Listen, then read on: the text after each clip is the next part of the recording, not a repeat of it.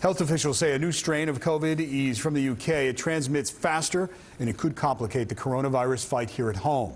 Now there's action in New York tonight to prevent the strain from spreading here. 3 major airlines have agreed to test travelers from the UK before boarding there. That would impact 6 flights a day that fly into the city, more specifically into JFK. News 4's Andrew Siff is at JFK with the concerns that it actually might be too late. Andrew?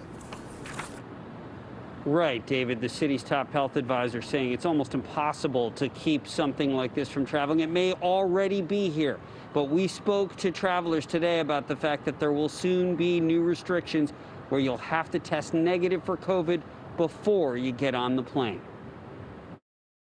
Passengers who landed at JFK today didn't have to do anything special before they boarded in London other than wear a mask. Did they test you before you got on?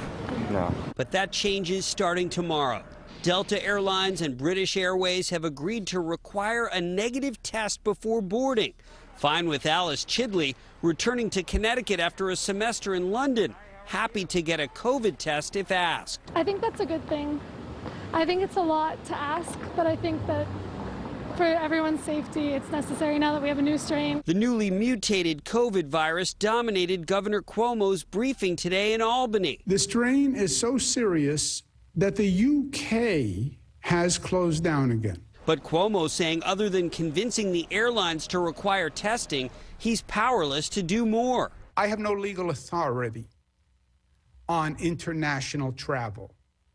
When a plane lands at an airport, only Customs and Border Patrol has that jurisdiction. I asked Mayor de Blasio if he'd consider any remedies the city might have to proactively stop travelers from entering New York. If this is a really urgent situation, could you not send your own health department to JFK Airport? I do not believe we have the independent ability, unfortunately, to turn people back, or I would be doing it right this minute. And the mayor's chief medical advisor offered a sober assessment about how quickly the new viral strain could be New York bound. Restricting travel can be a very important way to slow the growth of new infections. I think it's unlikely that we could ever stop this strain or other strains from entering the U.S. Dr. Varma told us he's reviewed the data from the UK so far, and what he's found is that it does spread more easily, but at least at the moment doesn't produce worse outcomes in COVID patients. We're live at JFK Airport. Andrew Siff, News 4 New York.